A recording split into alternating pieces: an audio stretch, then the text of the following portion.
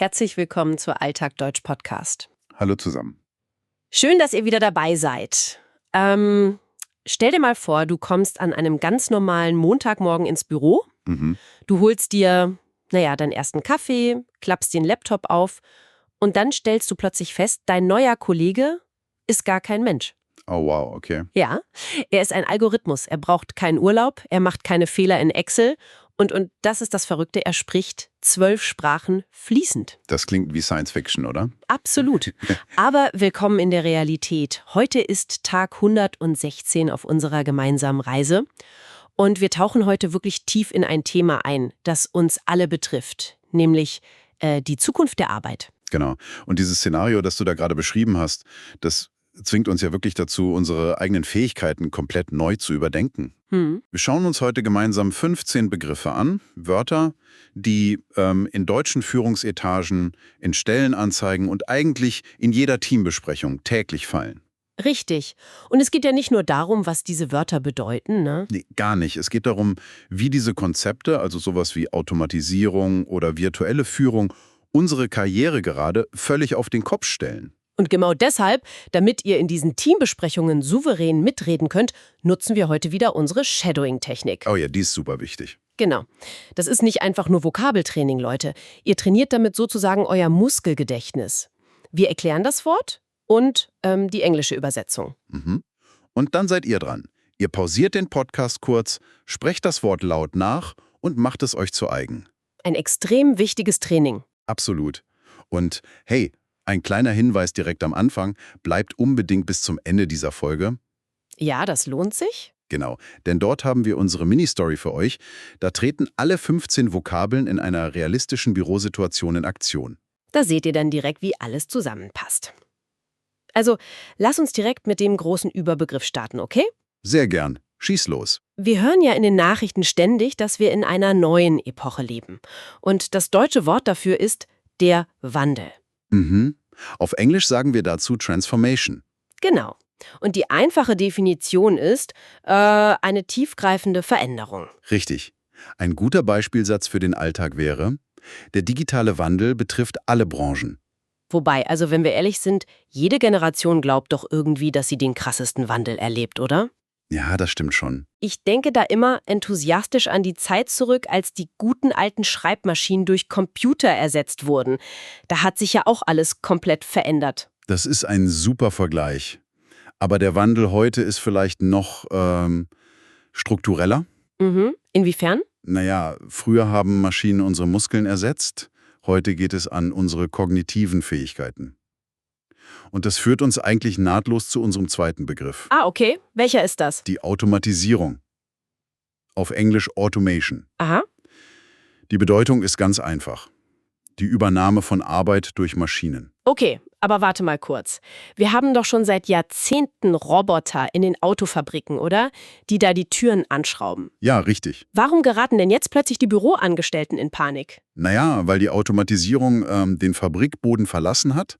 Sie ist jetzt am Schreibtisch angekommen. Oh, okay. Verstehe. Früher haben Menschen Rechnungen per Hand abgetippt. Heute liest ein Programm das Dokument, extrahiert die Zahlen und überweist das Geld. Das ist dann die Automatisierung im Büro. Genau. Aber der wahre Grund für diese Panik, das ist unser drittes Wort. Oh, jetzt wird's spannend. Die künstliche Intelligenz. Oft einfach nur KI genannt. Auf Englisch Artificial Intelligence. Das sind Computersysteme mit, menschenähnlichem Lernen. Moment, da muss ich direkt mal einhaken. Was ist denn da der genaue Unterschied zur Automatisierung? Das ist eine super Frage. Weil für mich verschwimmt das oft. Also wenn mein E-Mail-Programm meine Mails sortiert, ist das schon KI oder ist das noch Automatisierung? Ja, das verwechseln wirklich viele. Also, pass auf. Automatisierung ist nur die Übernahme durch Maschinen. Stell dir das wie einen Zug auf festen Schienen vor. Okay, ein Zug. Der fährt immer exakt denselben Weg. Wenn da ein Baum auf den Schienen liegt, bleibt der Zug einfach stehen. Und er braucht einen Menschen, der den Baum wegräumt. Exakt. Künstliche Intelligenz ist aber, wenn diese Systeme menschenähnlich lernen. Das ist eher wie ein modernes Navigationssystem. Wenn da ein Stau ist, lernt das System aus der Umgebung und berechnet selbstständig eine neue Route. Oh, wow. Das ist ein fantastisches Bild. Die Automatisierung führt also quasi nur blinde Befehle aus. Ganz genau. Und die KI lernt tatsächlich aus Erfahrung. Wahnsinn. Und weil diese Technologie jetzt komplexere Probleme löst, ändert sich ja auch das, was von uns verlangt wird. Richtig. Und das bringt uns direkt zu unserem 4. Wort. Die Anforderung. Auf Englisch Requirement. Genau. Eine Voraussetzung oder eben eine Erwartung an jemanden. Mhm. Ein Beispielsatz wäre, die Anforderungen an IT-Spezialisten steigen. Wobei ich ja sagen würde, das gilt nicht nur für IT-Spezialisten. Nee, absolut nicht. Wenn die Maschine die Routinearbeit macht, dann bleibt für uns Menschen ja nur noch das Unberechenbare übrig. Ja, das Komplexe. Genau. Und weil die Anforderungen steigen, müssen wir jetzt unbedingt darüber sprechen, was diese Technologien eigentlich mit unseren Aufgaben machen. Ein sehr logischer Übergang. Wir schauen uns jetzt Verben an und ganz wichtig für euch beim Deutschlernen, wir lernen Verben immer direkt mit der Perfektform. Richtig, das ist auf B1-Niveau extrem wichtig. Unser 5. Wort, also das erste Verb, ist ersetzen. Auf Englisch to replace. Das bedeutet, an die Stelle von etwas treten. Und die Perfektform ist? Hat ersetzt. Genau. Das R am Anfang trennen wir nicht. Deshalb gibt es hier kein G. Gut zu wissen. Ein Beispielsatz dazu wäre, Roboter werden einfache Arbeiten ersetzen. Ja, und wenn Leute dieses Wort hören, ersetzen, dann bekommen viele sofort Angst. Ja klar, man denkt direkt an Arbeitslosigkeit, oder? Genau. Aber wir müssen das differenziert sehen. Technologie ersetzt Aufgaben, aber sie schafft auch neue. Das stimmt, man darf ja auch optimistisch sein. Technologie nimmt uns nicht nur Arbeit weg, sie hilft uns ja auch. Und das ist das perfekte Stichwort für unser 6. Wort. Welches ist es? Das Verb erleichtern. Auf Englisch to facilitate oder to make easier. Etwas weniger schwierig machen also. Richtig. Die Perfektform ist hat erleichtert. Wieder mit diesem untrennbaren Er. Genau. Und der Beispielsatz lautet, KI-Tools erleichtern das Schreiben von Texten. Ein sehr schöner Satz. Aber weißt du, das birgt auch ein Risiko. Oh, inwiefern? Wir dürfen nicht faul werden. Genau, wir müssen aktiv bleiben. Und dafür brauchen wir unser 7. Wort. Sich anpassen. Auf Englisch to adapt to. Die Bedeutung, sich nach neuen Gegebenheiten richten. Und wie lautet die Perfektform? Die ist, hat sich angepasst.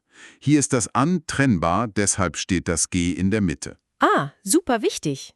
Der Beispielsatz ist, wir müssen uns an die neuen Technologien anpassen. Richtig, wir dürfen nicht passiv bleiben. Wenn wir uns also anpassen, wie sieht denn dann unser Arbeitsplatz heute überhaupt aus? Das klassische Büro mit festen Schreibtischen verschwindet ja irgendwie, ne? Ja, absolut. Und das führt uns direkt in Teil 3 unserer heutigen Analyse, der moderne Arbeitsplatz. Wort Nummer 8 ist ein Begriff, den heute wirklich jeder in Deutschland benutzt, das Homeoffice.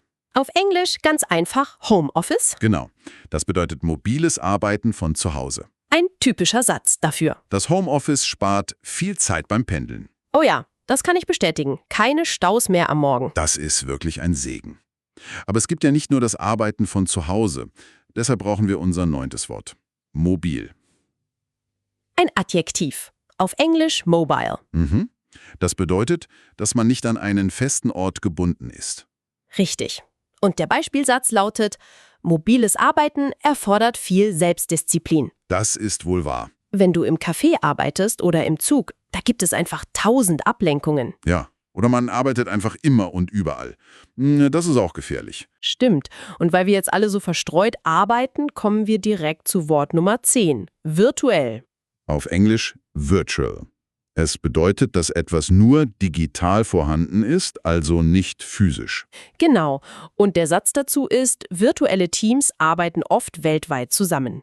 Schon faszinierend, oder? Du sitzt in Berlin in deiner Küche und sprichst mit Kollegen in Tokio. Absolut. Und um so arbeiten zu können, braucht man eine bestimmte Eigenschaft. Das ist Wort Nummer 11. Flexibel. Auf Englisch flexible. Das heißt, man ist anpassungsfähig, besonders wenn es um Arbeitszeit oder den Ort geht. Ein einfacher Beispielsatz, in der Zukunft müssen wir flexibler sein. Genau. Und bevor wir uns anschauen, wie die Unternehmen das alles strategisch steuern, haben wir noch einen kurzen Hinweis für euch. Ja, genau. Wenn euch unser täglicher Deutsch-Podcast hilft, dann abonniert gern unseren Kanal und gebt uns einen Daumen nach oben. So verpasst ihr keine neue Folge. Vielen Dank für eure Unterstützung. Also gut, wir wissen jetzt, wie der moderne Arbeitsplatz aussieht. Aber wie verbinden Firmen diese neuen Arbeitsplätze mit ihren Zielen? Das schauen wir uns im 4. Teil an. Strategien der Unternehmen. Okay, Wort Nummer 12. Das ist das Verb einführen, auf Englisch to introduce. Etwas Neues beginnen oder etablieren, richtig? Genau. Und die Perfektform ist, hat eingeführt. Ein trennbares Verb also. Richtig. Der Beispielsatz ist ein echtes Wunschthema für viele. Die Firma möchte eine 4-Tage-Woche einführen. Oh, das wäre ein Traum. Aber naja, um sowas einzuführen, muss eine Firma ja auch erstmal Geld in die Hand nehmen. Und damit sind wir bei Wort Nummer 13. Investieren. Auf Englisch to invest. Das bedeutet, Kapital oder Zeit gewinnbringend einzusetzen. Und die Perfektform? Dies ganz einfach, weil es auf ihren endet. Hat investiert. Kein G. Super Regel. Unser Beispielsatz. Unternehmen investieren in die Weiterbildung. Ja, das ist auch extrem wichtig, wenn man wettbewerbsfähig bleiben will. Und warum machen die Firmen das alles? Sie wollen ja ein bestimmtes Ziel erreichen. Richtig. Und das ist unser 14. Wort. Effizient. Auf Englisch efficient. Das bedeutet, mit wenig Aufwand viel erreichen, oder? Genauso ist es. Der Beispielsatz lautet: Neue Algorithmen arbeiten sehr effizient. Wobei, also ich finde, effizient klingt manchmal auch ein bisschen nach Druck, ne? Ja, das kann passieren, wenn man es übertreibt. Wir sind ja keine Maschinen, die immer auf 100% laufen können. Absolut nicht. Und deshalb ist unser 15. und letztes Wort auch so unfassbar wichtig. Nachhaltig. Auf Englisch sustainable. Es bedeutet, dass etwas langfristig wirksam ist. Und natürlich auch umweltfreundlich. Der Beispielsatz ist: Wir brauchen nachhaltige Lösungen für das Büro. Und damit meinen wir eben nicht nur Mülltrennung, sondern auch, dass die Mitarbeiter nicht nach einem Jahr komplett ausgebrannt sind. Genau. Effizienz ist gut für heute, aber Nachhaltigkeit sichert das Morgen. Wow, das waren jetzt wirklich 15 extrem wichtige Vokabeln. Ja, und wie am Anfang versprochen, lassen wir euch jetzt nicht einfach so damit allein. Oh ja, jetzt kommt meine Lieblingsstelle. Genau. Wir haben jetzt eine Mini-Story für euch vorbereitet. Eine realistische Alltagsgeschichte. Hört jetzt ganz genau zu, lehnt euch kurz zurück, wenn ihr könnt, und schaut mal, ob ihr alle 15 Wörter erkennt. Genau. Die Geschichte handelt von Lisa. Ich fange mal an. Super. Lisa arbeitet in einem virtuellen Team, das über 3 Kontinente verteilt ist. Letzte Woche beschließt ihre Firma, eine neue Software für künstliche Intelligenz einzuführen, um die Daten besser zu analysieren. Lisa arbeitet sehr oft im Homeoffice, weil sie dort sehr flexibel und mobil arbeiten kann. Am Anfang macht sie sich aber ein bisschen Sorgen über die Automatisierung. Sie fürchtet, dass diese Programme ihre Arbeit ersetzen könnten. Aber ihr Chef erklärt in einem langen Gespräch diesen Wandel. Genau. Er sagt, die Firma muss jetzt investieren, um stark zu bleiben. Die neuen Tools sollen die täglichen Aufgaben erleichtern und die Prozesse im Team effizienter machen. Und das ist am Ende auch sehr nachhaltig für die Ressourcen der gesamten Firma. Zwar ändern sich die Anforderungen an Lisas Team durch das System, bietet die Zukunft unglaublich viele Chancen. Eine richtig tolle Geschichte. Ja, total aus dem Leben gegriffen, oder? Absolut. Habt ihr beim Zuhören alle 15 Vokabeln bemerkt? Das war ein richtig gutes Training. Und Leute, jetzt seid ihr an der Reihe. Genau. Schreibt eure eigenen Sätze mit den neuen Wörtern unten in die Kommentare. Wie sieht euer Arbeitsplatz heute aus? Das interessiert uns wirklich sehr. Und hey, wenn euch der Podcast gefällt, abonniert den Kanal und gebt uns einen Daumen nach oben. Das hilft uns enorm weiter. Morgen sprechen wir über ein neues Thema. Ehrenamt und Freiwilligenarbeit. Oh, das wird ein toller Kontrast zu der ganzen Technologie heute. Finde ich auch. Bevor wir uns verabschieden, möchte ich euch noch einen kleinen Gedanken mitgeben. Etwas zum Nachdenken. Aber ich bin gespannt. Wir haben heute viel darüber gesprochen, was Maschinen effizienter machen können. Aber wenn die KI bald alle unsere Texte schreibt und Daten analysiert, was ist dann eigentlich noch unsere menschliche Kernkompetenz?